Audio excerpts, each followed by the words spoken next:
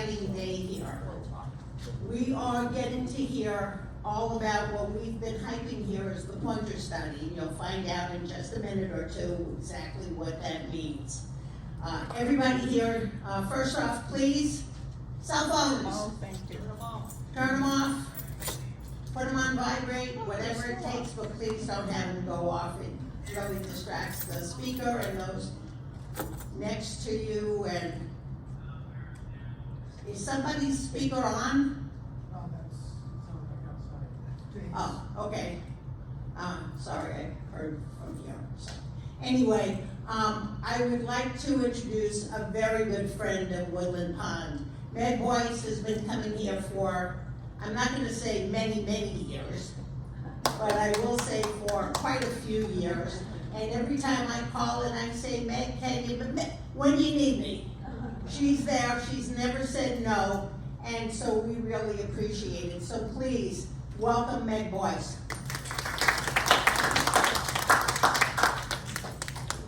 I gotta get myself turned on. Hold on one moment. All right, can you hear me? Yes. Okay. I feel like I'm in a musical. Do you know how they wear these mics now in musicals? Where they have them sticking down from their foreheads into their foreheads? Yeah, they put the tape under their face. I feel like I should do a little dance up here and singing instead of doing a presentation. Yeah, Dave knows my voice a little too well. So, thanks so much for having me today. And before, is it too loud? No. All right, I'll talk, how's this? Is this better? No. No? Okay, I'm so sorry. Okay. So I am the Vice President of Programs and Services for the Hudson Valley chapter of the Alzheimer's Association. And I'm also a research champion. So because of that, I get special training in how to talk about research. And I am here to talk about some really big news, but I'm going to run over just a few other changes that have happened because it's a very exciting time right now in research. There's a lot happening. And the information is changing almost on a weekly basis. So before I jump in, I always do my disclaimer. I'm not a researcher, I'm not a scientist, I'm not a doctor. I am a social worker who just has a special passion and interest in the research field. And I'm gonna go past some of these slides. Oh, and I'm going in the wrong direction. I'll have to do that. Uh-oh, that was me. Maybe I can't stand in front of the, You can, should be. all right, maybe it's my earrings? I don't know. If it happens again, I'll take my earrings out and see if it changes anything. So I'm gonna talk a little bit about Alzheimer's and dementia, briefly on early detection and diagnosis. I do wanna talk a little bit more about treatment because we've had another change. So I just wanted to make sure everybody's updated on where we are in our treatments, but then I'm going to spend most of the time on risk reduction and the very exciting outcomes of our US Pointer Study.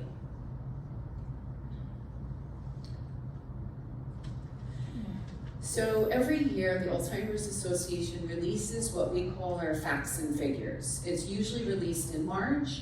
This year it didn't come out until April because of some additional data we were waiting to gather. So right now we have over 7 million Americans living with Alzheimer's disease in this country. And 1 in 3 older adults dies of Alzheimer's or another form of dementia. Some of these you have seen before. So the ones that I want to focus on, because it's really connected to the treatments and our lifestyle, is that lower right corner. So up to 4 in 5 Americans feel optimistic about the new Alzheimer's treatments in the next decade.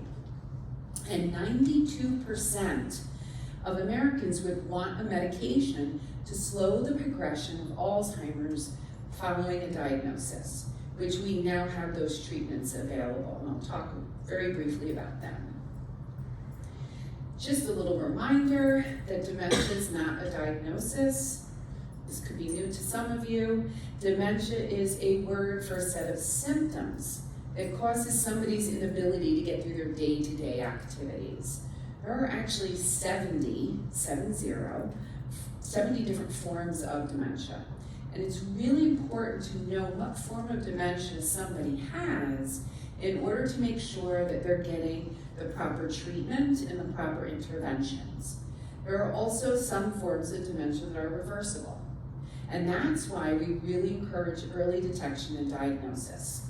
So for example, somebody might be experiencing a vitamin B12 deficiency, and a vitamin B12 deficiency actually mirrors or mimics the early signs of Alzheimer's.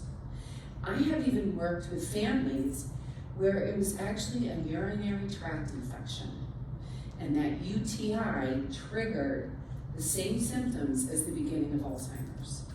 An undiagnosed diabetic whose blood sugars are out of whack can cause confusion and disorientation. So that's why we always encourage folks, as soon as you notice any changes in somebody's memory, get them to their doctor to make sure that it is not something that's reversible, and if it isn't, then how are we going to treat it? And so the right side is our little umbrella of dementia with the more prevalent forms of dementia that we hear. You know, Alzheimer's disease is about 60 to 80% of all forms of dementia, followed by vascular dementia, which is stroke-related, and then we have Lewy body and frontal temporal. Those two really kind of came to the forefront when we've had celebrities diagnosed. So Robin Williams with Lewy body, and then of course Bruce Willis. I don't know if anybody saw the special a couple weeks ago with his wife. Bruce Willis has the primary progressive aphasia type of frontal temporal dementia. Hallmarks of Alzheimer's, there are 3. The first is a sticky plaque that builds on the outside of our brain cell or our neuron. It's developed by a protein that we all have in our brain called beta amyloid. The second hallmark of the disease is another protein that we all have in our brain called tau. It gets inside the brain cell and kills the brain cell over time. And the third is what we call general neurodegeneration. Basically, the brain shrinks over time and also loses brain matter or brain mass. And you can see that this is actual slides from after a brain autopsy on that far right.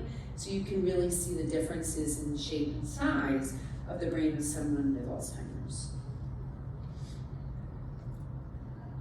Something else that we've learned relatively recently in the last 5 years or so is that the onset of the symptoms, those hallmarks I just showed you, happen in our brains 20 years or more before onset of symptoms.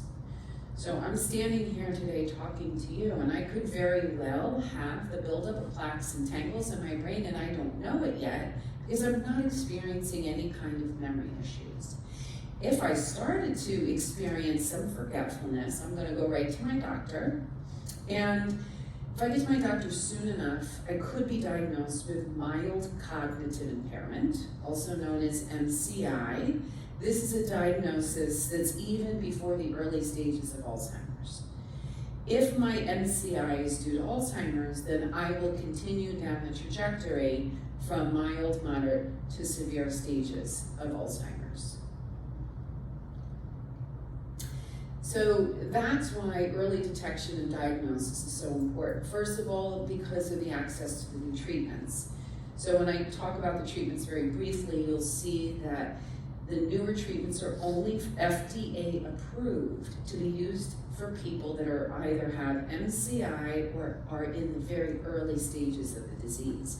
So these new treatments are helping a very small percentage of the population because people aren't being diagnosed early enough in order to have access to these treatments. It also allows people to be involved in clinical trials. We have more early stage individuals that know there are treatments that are going to help their grandchildren and their great-grandchildren, may not help them, but they don't want their grandchildren or great-grandchildren going through what they've gone through. It also helps with planning for the future, and it is a financial benefit because if somebody's diagnosed early enough and gets the support and guidance they need, they can keep their loved one at home for a longer period of time, which saves everybody some money because we know how expensive long-term care can be. How are we currently diagnosing? There's the neurological and physical exam and the cognitive testing, but I do just want to talk a little bit about biomarkers because this was another big advancement that happened at our current research conference. We now have a blood-based biomarker that's FDA cleared to currently be used as part of the diagnostic process. So, I can't go to my doctor right now and be like, can you give me that blood test? I want to know. It's right now only being used as part of the testing process to determine why somebody's experiencing memory issues. The hope is we'll get to a point where it will be available for all. So just like now, when you go to your annual physical and you get your fasting blood work, right? And it's fasting because they first of all want to check your insulin levels to see if you may be pre-diabetic. And then of course there's all that, all the blood-based biomarkers for cholesterol that they look at. So we're going to be able to hopefully at some point tell somebody before the onset of symptoms that yes, you do seem to have a buildup of beta amyloid and tau in your brain, and these are the things you can do to help keep your brain healthy, which is what we're going to spend most of our time talking about today. So right now for biomarkers, we do have 4 FDA-approved tests that use cerebral spinal fluid, so a lumbar puncture would be used. I talked about the blood-based biomarkers. We also have a PET scan, positron emission tomography. That's the scan that gives the best picture of the brain. And there's a compound that actually passes through the blood-brain barrier and actually attaches itself to the beta amyloid and tau so that people can really be diagnosed properly. And the new treatments that we have available, a PET scan is required in order to be in one of those treatments, to receive one of those treatments, because these treatments really focus on one of those hallmarks of the disease. And if you don't have a buildup of beta amyloid in your brain, you don't want to be put on a treatment. It's not going to help you. So PET scans are very helpful, and we have other emerging biomarkers. At some point, your optometrist can do an exam that will determine if you're having cognitive issues. They have skin and saliva looking at early biological changes in the brain. So there's a lot happening there. As far as the treatments, I know most of you have heard about most of these, but we actually have a relatively new one that I wanted to focus on, is Zunfil. This is brand spanking new. Zunfil was approved right at the end of the year. Zunfil is actually Razodine, but it's called what we call a super drug. And I'm kind of hoping that all of our medications become super drugs when you find out what a super drug means.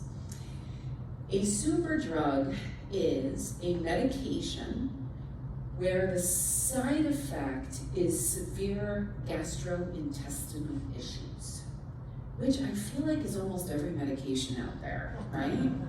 I mean, that's all we need. But a super drug has a special coating on the pill.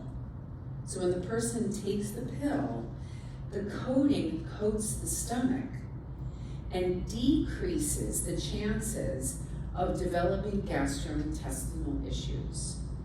So if somebody were on Razodine and they were really having these severe side effects, these severe gastrointestinal issues, they could then be put on Zunfil, and that should decrease that side effect.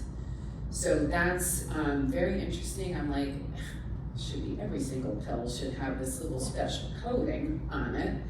And then Leqembi and Kisunla, I know I've talked about, those are the treatments that slow the progression of the disease. They actually get rid of the beta amyloid in the brain. And on Friday, this past Friday, shows you how quickly things change. There was a new release on Leqembi. So now, once somebody's on Leqembi for 18 months, Leqembi right now is by infusion. Same with Kisunla. So you have to go to an infusion center every other week to receive the treatment. But the FDA just approved a subcutaneous injection of Leqembi. So just like somebody who's diabetic can give themselves a shot of insulin, we are already at the point where after 18 months on IV, people can switch over to a subcutaneous injection and still get the same benefits, which was pretty exciting. The hope is we'll get to a point where all of it can be done at home, subcutaneously. So I just wanted to point that out, that that was one of the big changes that happened since the last time I was here. I'm gonna go past that. Okay, risk reduction. Here we go. Okay, so about 7 years ago or so, a group of researchers took a step back and they were like, okay, medications aren't working. You know, we're trying all these different things.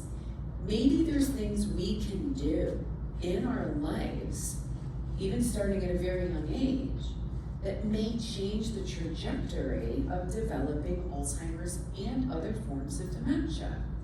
So they started to do some research, and what they found was there are modifiable risk factors that if we do certain things, we can keep our brains at a much healthier level. So the first one is traumatic brain injury. Whenever somebody has a traumatic brain injury, that's usually permanent damage to the brain. It does cause an increase in developing dementia later on in life. So we're really encouraging people, when you ride your bikes, wear your helmets. I see the Woodland Pond ads in Hudson Valley Magazine, and luckily, you guys are wearing your helmets. One thing that drives me nuts is when I see families out riding their bikes and the kids have helmets on and the parents don't. What, do you think your brain is suddenly safe because you're an adult? I have actually lectured people on, you know, you really should have a bike helmet on. I mean, you know, you don't want to end up not being able to care for your children if you have a traumatic brain injury. So TBI is the first thing we want to take care of. Any kind of substance use too much of. There is an alcohol-related form of dementia called Wernicke-Korsakoff disease. I have worked with families whose loved ones had it, and it's pretty difficult. Usually Wernicke-Korsakoff can really cause very bizarre behaviors and they can get easily agitated. And there's also been studies that looked at some of long-standing like antipsychotic medications and some other heavy medications that will develop into dementia later on in life. So really keeping an eye on what am I taking, how is it going to impact me, having those conversations with your physician, keeping track of how much you drink, you know, and just trying to think about, I need to keep my brain healthy. Physical activity, and this was really interesting because we always used to preach that it had to be heavy aerobic exercise. It had to be something that really got your heart rate going. And then there was a study that was done 3 years ago, and they had two groups. One group did aerobic activity, the other group did Tai Chi and chair yoga and stretching exercises. And what they found at the end of the study was the group that did the Tai Chi and the yoga and the stretching exercises had just as much a cognitive benefit as those that did aerobic. So any kind of movement. And then when I get to the US Pointer, you'll see that walking has become huge. Education, level of education, we always encourage people to stay in school, you know, go to classes, keep your brain functioning, you know, learning new things. The environmental and lifestyle factors is really our air, what we breathe. And there were 2 studies that were done. The first was done out in California with 12,000 patients from Kaiser Permanente. I was giving them thumbs up. And yeah, Kaiser Permanente's been wonderful. But they followed 12,000 individuals who have been impacted by wildfires over time, and they have developed dementia. So you have to think about it, when there's a wildfire, it's not just the woods that are burning. Homes are burning, cars are burning. So the rubber on the tires, all of this is putting particulate matter in the air, and then people are breathing it. There was another study that looked at 9/11, and survivors of 9/11 are now developing dementia because, again, of just that one day of breathing in all that particulate matter. Our nose and our brain are very closely connected. And so they are now dealing with dementia. Cardiovascular health, I always talk about how closely our heart and brain is connected. So if our hearts aren't working properly, our brains aren't going to be working properly. So that was the other thing that came up on the US Pointer study, was keeping track of your medical well-being. And is my heart working at its best?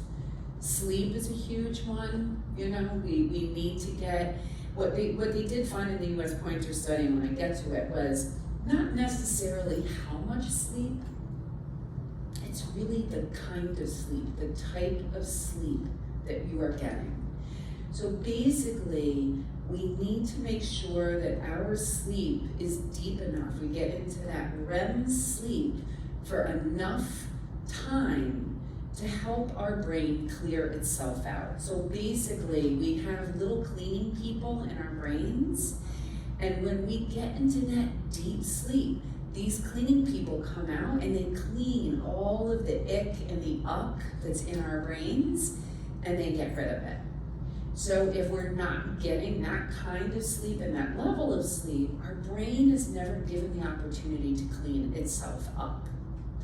Diet was a big one also, and I'll talk a little bit more about that, and also cognitive and social engagement.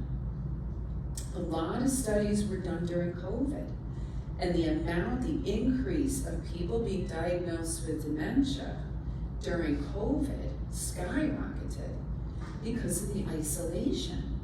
They weren't with their friends, they weren't with their family, they were really isolating themselves, and we saw this cognitive change.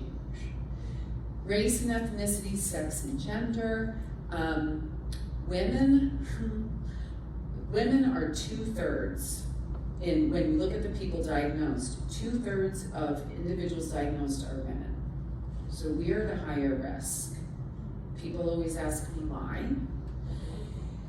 2 studies just came out at our last conference that looked at women. Interestingly enough, one looked at traumatic brain injury specifically. And what they found is a woman's brain is impacted more than a man's brain when there is a traumatic event. So women's brains shrunk more after traumatic brain injury than a man's brain. So that was one of them, and I am blanking on the other one. If it comes to me, I'll come back to it. Also, Black African Americans are twice as likely to develop Alzheimer's, and Hispanic Latinos are 1.5 times more likely. So really looking at those communities and providing them with support and guidance and education is really what our key focus is. And then, of course, we have our non-modifiable risk factors, age and genetics. Has anybody found the fountain of youth yet? If anybody can do it, Woodland Pond folks can do it. Come on, people. You know, if we knew how to slow age, that might help us out a little bit. So we did come up with this 10 healthy habits for your brain. Oh, and I should note, you will be getting handouts. My bad, I forgot them. I'm emailing them all to Ina, and Ina said they will be in the lobby At concierge on Friday. at the concierge by Friday. So you're gonna get some US Pointer things and also the 10 healthy habits. So we talked about staying in school, eating right, of course, managing your diabetes if you're diabetic, maintaining a healthy weight, making sure that you're getting that good sleep, you're moving, controlling your blood pressure. So the diabetes and the blood pressure fall under the US Pointer study. That's all managing your medical. Being smoke-free and protecting your head. And researchers say that up to 40% of dementia cases could actually be prevented if people followed a healthy lifestyle factor. See, I don't know what it is. I'm gonna stand over here. So anyway, this is the results of the US Pointer study. So it was a 2-year representative clinical trial across the US. There were 5 sites across the US to really get a very diverse group of individuals involved in this study. Now, it took more than 2 years because we had over 2,000 individuals participate in this study. The Alzheimer's Association was the only funder, and this is the largest study ever done on looking at lifestyle factors and how it could change the trajectory of our brain health. So study interventions simultaneously targeted multiple risk factors with a goal to protect cognitive function in older adults at an increased risk for cognitive decline. So everybody that was in this study either already had mild cognitive impairment or they had a family history of Alzheimer's. When I say family history, I'm talking 8, 10, 12 family members who have been diagnosed with Alzheimer's. And what they did was they put these individuals into 2 different groups. So one was a very structured group, the other group was a little more laid back. So the laid back group, basically they were mailed a manual. Here you go. Do what you wanna do, pick what you wanna do, okay? They were kind of given a little more freedom. The structured group, though, they were given an exercise regimen, a diet regimen. They were mandated to utilize a website called Brain HQ, which I played around with. It is not an easy site. I mean, it's user-friendly. The puzzles are really, really hard. So they had to do Brain HQ 30 minutes. I think it was at least 3 times a week. I did Brain HQ every day for like 7 to 8 minutes, and my brain was tired. So it's different, it's not puzzles. It's really, each of their puzzles looks at different parts of your brain. So it was very interesting. And the results showed that healthy behaviors across multiple factors have a powerful impact on brain health. So to the right here, this wheel is what we are calling our recipe. And when you get your wheel, it has more information on it.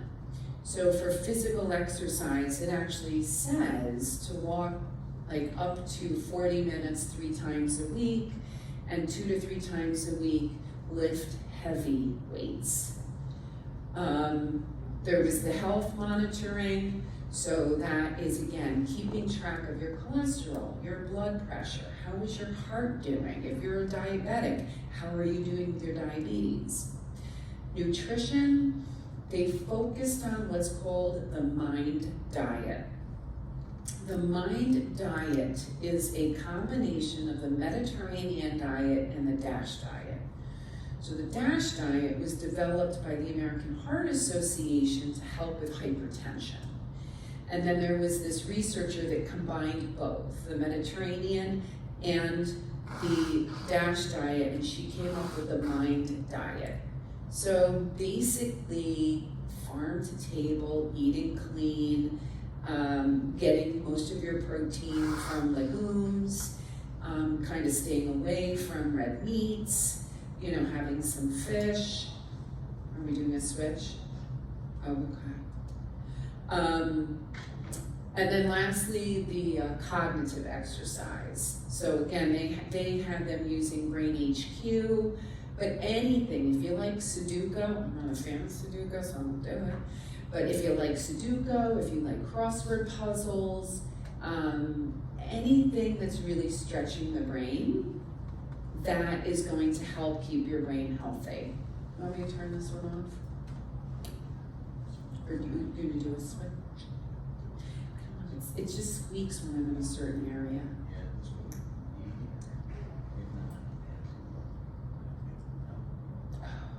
Okay. 1 second, please. Technical difficulties. Somebody come up and dance.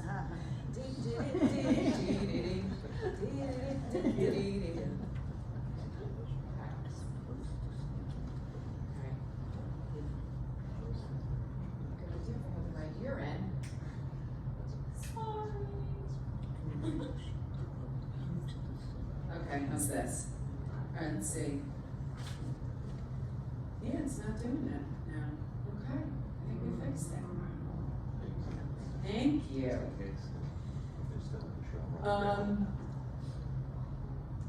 The other thing about this that was really exciting was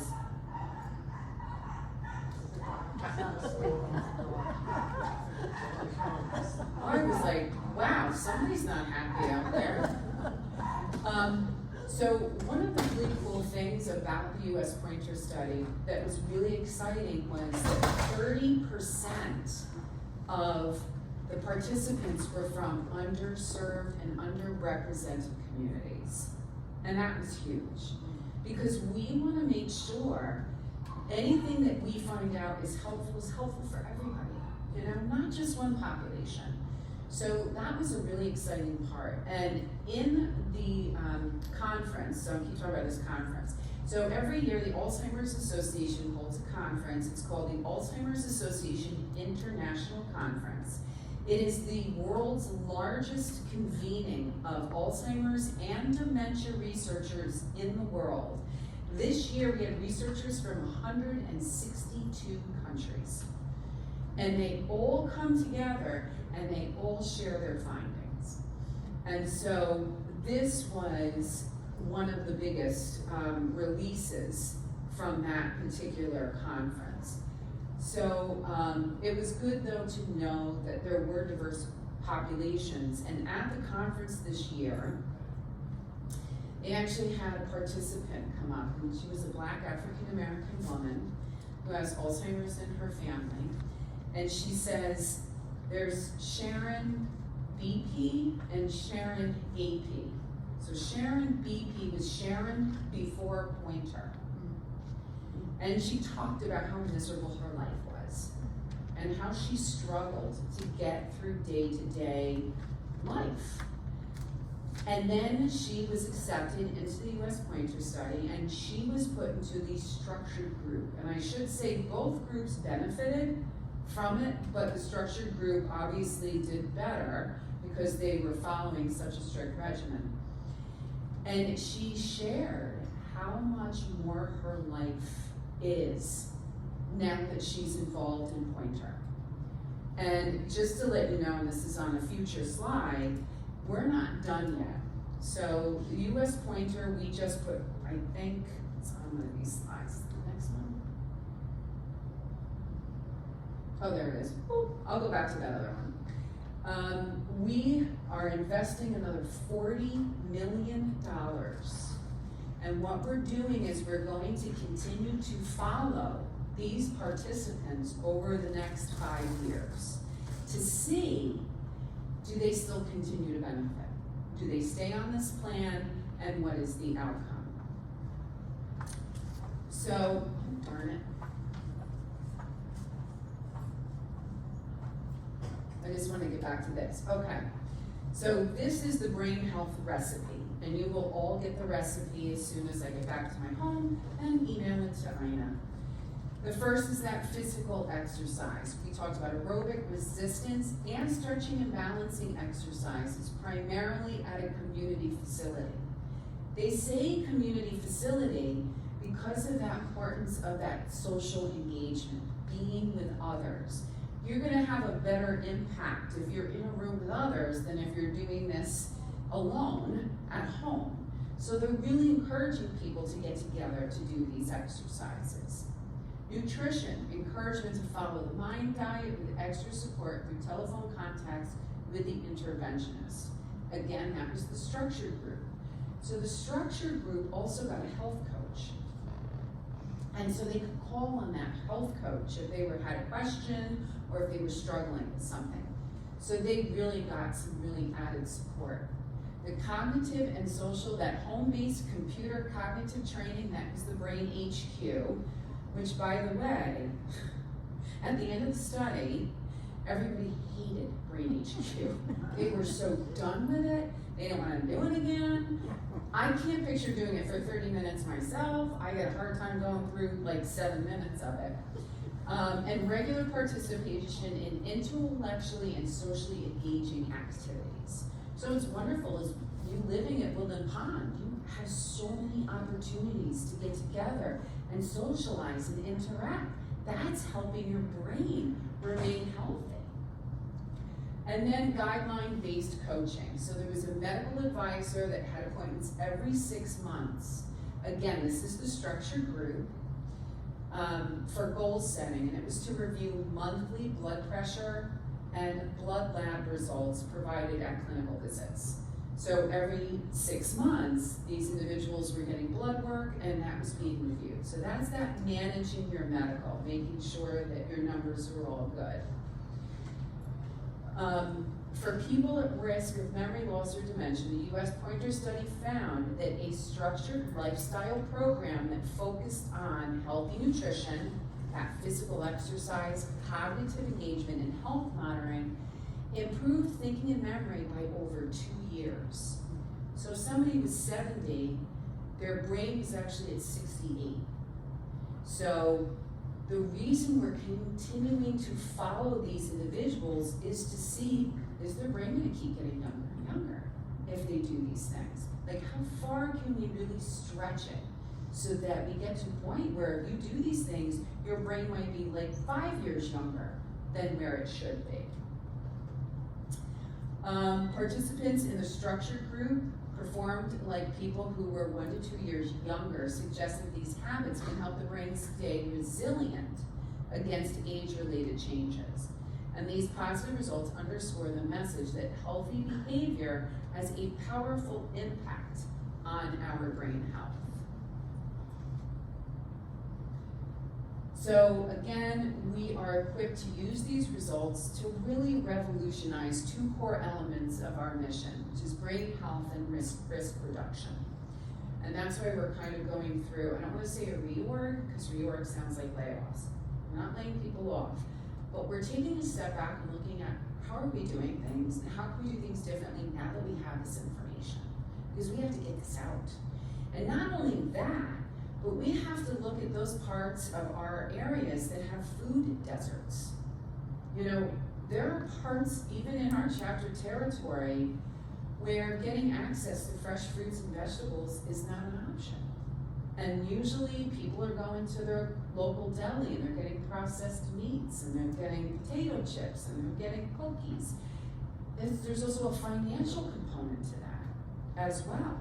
So really thinking about, can we look in those areas where people don't have access and what can we do to help them get there? So I talked about the $40 million. We're going to continue to follow, see how far we can take this U.S. Pointer recipe. Personal brain health assessment tool, I will send that to you as well. I actually have it, brain health assessment tool.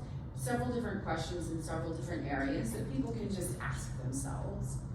Interactive case-based virtual brain health training program, again, just encouraging people to keep their brains healthy. You can look at Brain HQ. There's a free version, and then there's, of course, they always want you to buy a subscription. I have never done that, I've been doing it for a couple of years. You know, just to do something different, and it's very different.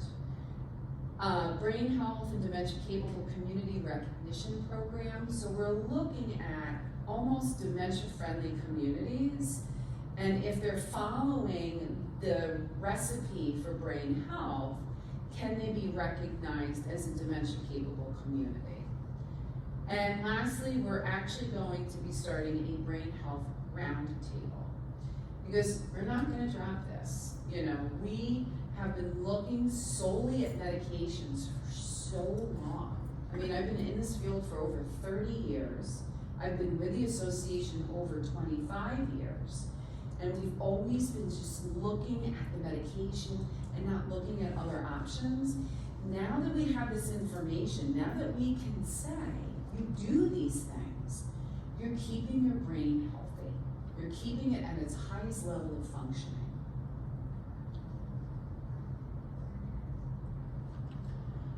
So just one other thing, I'm gonna go past this, because I do wanna just point out, next one. I'll go back to that one. But I just wanna point out again our trial match, okay? So our trial match is our dating site for people interested in learning about research and being a part of research. And the reason I'm bringing this up is because there are going to be a lot more clinical trials looking at lifestyle factors. And so you might be interested in that. So you can either click your phone on the QR code. I know Ina told you to turn your phones off. But there's also, if you go to alz.org/trialmatch, when you go on the site, you answer 8 or 9 questions, and then depending on how you answer those questions, all the research studies that you would be eligible for pop up. I have now been in, I don't know, 6 or 7 clinical trials. I'm not doing medication-based yet. My son needs to be financially on his own before I try that. But there is so much out there. A lot of lifestyle ones. I was in a fiber and cognition study that looked at the gut health. I think I talked about that one. I've been in app studies. I was in an app study called Minder, which basically takes the US pointer information, puts it into an app, and then every day, that's how I got into Brain HQ when I was in that clinical trial. I had to play Brain HQ every day, 3 minutes. Thank you. So I really encourage everybody, you could go on, you could answer the questions, and the results might come up, and there might be nothing that you're interested in, but you might be surprised. There might be some fun ones, because there are some fun ones, that are available. So I really encourage everybody to check out Trial Match. And then if you need additional information, our website is alz.org. There's alz.org/trialmatch. And then we have this 800 number, 800-272-3900. If you have any questions about research, about caregiving, if you're diagnosed and you're just not quite sure about next steps, we have master level social workers 24 hours a day, 7 days a week, available to answer any questions you might have. So with that, we go all the way to the end. And thank you for listening. Question, and one final question.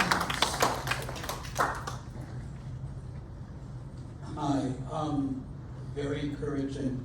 I was thinking about the $40 million investment in ongoing research. Is it all donations to the Alzheimer's Association, or is any of this mediated through government, meaning CDC, meaning NIH, meaning medical schools, all of which are being defunded? Yes, that's a great question. So what a lot of people don't realize, I know it was on one of the slides, but we are the largest nonprofit funder for Alzheimer's research, and it's our money. So we get to pick how it's used. So We have, it was one of the earlier, I kind of went past it, but we currently have, here it comes, there. We currently have $430 million in research studies, and that's our money. That's the Alzheimer's Association's money. And if you wanna know where that money comes from, it comes from our walk to end Alzheimer's. It comes from our Do What You Love, which is our third largest. So when we do fundraising, every time we do fundraising, there is a percentage that goes into a bucket to support research. There's a percentage that goes into providing care and support, which is what I do. So we are the third largest funder in the world. China's number one, US, well, I guess we were number two, I don't know where we are now.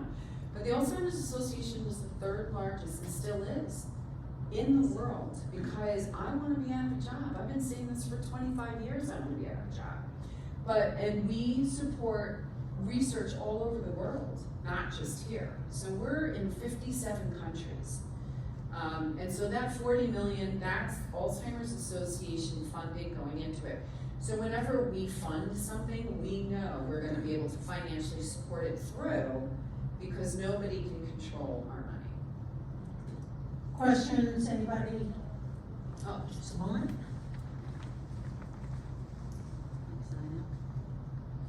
Hi, I have a question, in the Pointer study, in the cognitive part of it, encouraging cognitive health, was there any work done with meditation, mindfulness?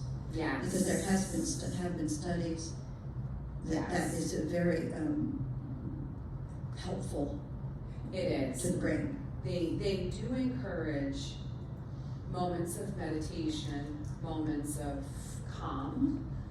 That does help. There was another study, it really wasn't a study per se, I don't know if any of you saw CNN did what it was called The Last Alzheimer's Patient. I don't know if I don't know if it's still available on CNN's website. But Dr. Sanjay Gupta went down to Florida, and there was a researcher down there who, it was a very small group, I think there was only 5 or 6 people in it, but this researcher told them what to eat, when to eat, how to exercise, how to sleep. They were required to socialize a certain amount of times a week, and they were required to meditate at least 10 minutes every day. Now, these small groups, again, US Pointer was over 2,000, so we can take that and say, yes, this is beneficial for all. This was a very small group. The individuals in that group either had mild cognitive impairment or were in the very early stages of Alzheimer's. But what was most interesting, they did talk about the brain being younger, everybody's memory improved. And so it was interesting. I'm sure you could probably still, if you went to CNN's website, it might still be there. But it was like, you weren't allowed to eat any meat. Everything was plant-based. So you got your protein from legumes, and there was this one gentleman who really fought that tooth and nail. And now he's like, I love beans. I love my chickpeas. I can do this. And with that also, there was also I think it was a gentleman who couldn't figure out his way to a place every day, and after this, he walked by himself, no problems. Yes. That was part of it. Yes, it really was an amazing, that would be a really expensive study to do on a very large scale, because they were really kept to the line, but it was, the outcome was very interesting. Yes? I moved here from Bergen County, and I know that Hackensack Hospital Yes. has a clinic that specifically is devoted to Alzheimer's disease. Interesting. Are there any hospitals in this area? I know, so Montefiore, I know has been scooping some things up, and Montefiore does pride themselves on being what they call a dementia-friendly health system. What are the hospitals around here waiting for? Yeah, we actually have a meeting coming up with what Westchester Medical. I'll couple tell them to weeks. call Hackensack. I think we will. So is it Hackensack Hospital? Yes. Okay, I'm gonna go on their website and see what they have, because we do have a meeting with Westchester Med with the upper echelon, and we are trying to think of things to like talk to them about. So Hackensack Hospital, I will definitely look into that. Okay. Thank you so much. Questions?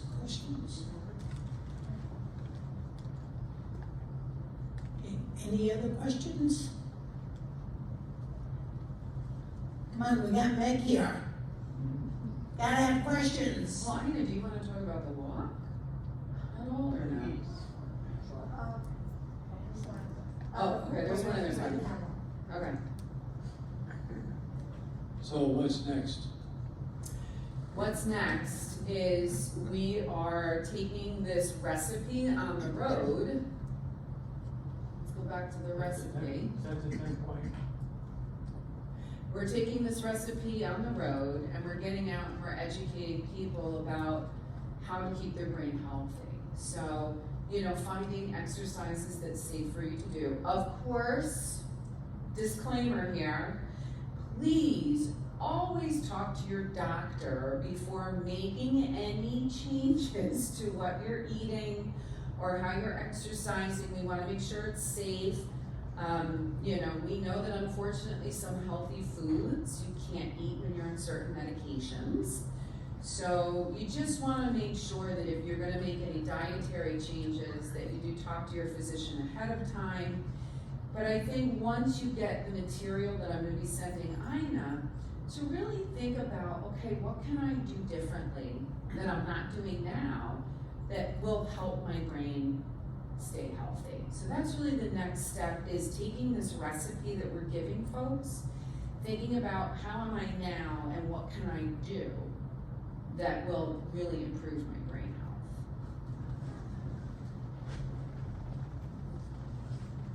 I'm just curious, is there anything known about why Black Americans and Latinos are more at risk? One of the reasons is because they're also at higher risk for other chronic illnesses that put them at a higher risk for developing a form of dementia. So Black African Americans specifically, they have higher rate of stroke, higher rate of diabetes, higher rate of high cholesterol, higher rate of high blood pressure. And they also have societal stress factors that also impact their brain health that us whites don't need to worry about. So it really is a combination of things where their lifestyles or just the way they are brought up, it just puts them at a higher risk. Stress and also genetics, so it's a. Yes, the genetic component, but the environmental stress is through the roof. Yeah.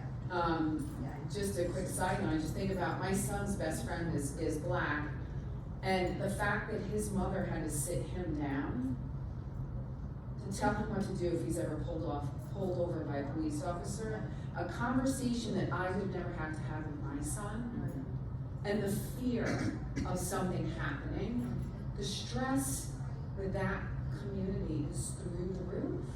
So really, that's one of the causes, yeah.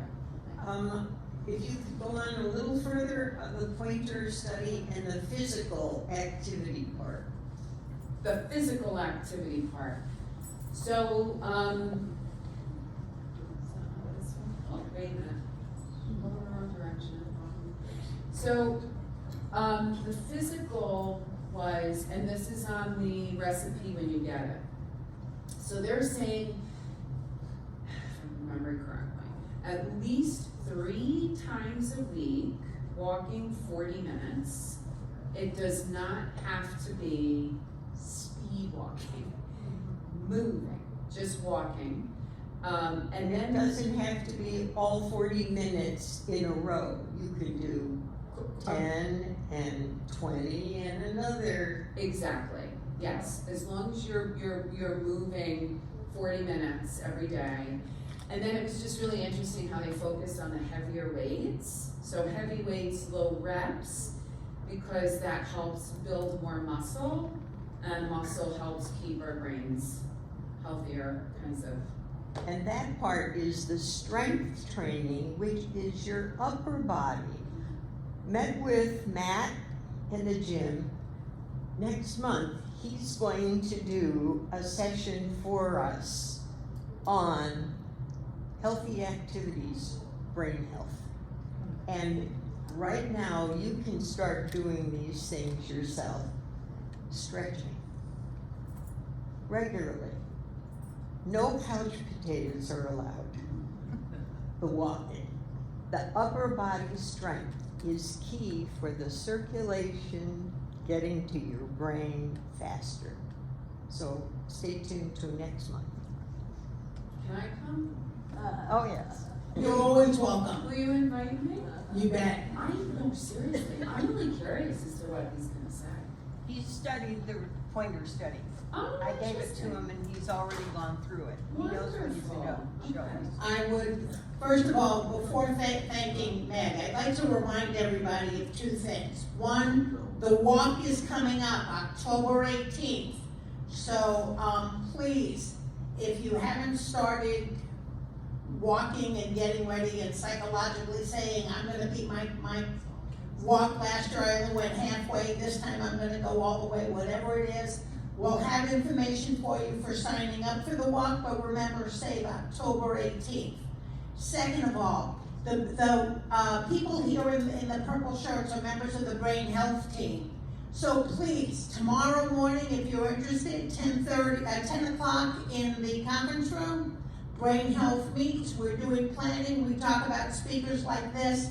We bring people in. We've brought all the speakers this year. So please feel free to join us. Okay, I got that out. Please join me. Thank Meg for coming out today. Okay, one final push.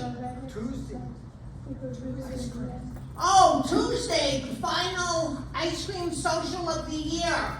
Please, please, we got ice cream up the kazoo for you. Come out, toppings, everything, you can't beat it. It's a fun time. So please, Tuesday, 1 o'clock, it goes along, it corresponds with Taco Tuesday. Lifestyle factors, unfortunately. So after you eat your ice cream, go for a long walk. It's plant-based ice cream. No, I